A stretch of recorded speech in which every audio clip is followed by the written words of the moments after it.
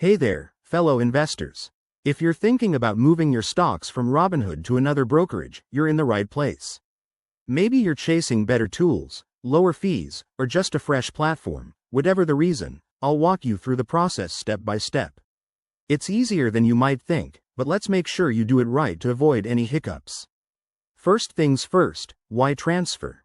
Robinhood is great for beginners, but other brokerages like Vanguard, Fidelity, or Schwab might offer more advanced features or no commission fees on certain trades. Before you start, double-check that the stocks you want to move are eligible. Most stocks and ETFs can be transferred, but some options or fractional shares might not make the cut. Step 1. Choose your new brokerage. Pick one that suits your needs and make sure they accept transfers. Once decided, log into your Robinhood account and go to the Account or Settings section. Look for an option like Transfers or ACAT Transfer. That's the automated customer account transfer system. Next, initiate the transfer.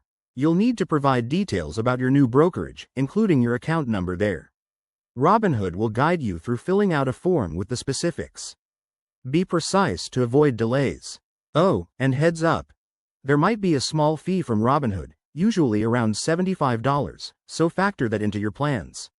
After submitting, confirm everything via email or in-app notifications. The transfer can take anywhere from a few days to a couple of weeks, depending on the brokerages involved.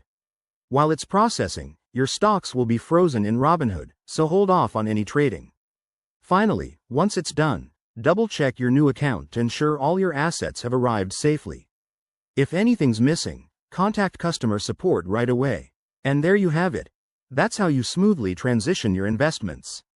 If you found this helpful, give it a thumbs up and subscribe for more finance tips. Let's keep building that portfolio together. Thanks for watching.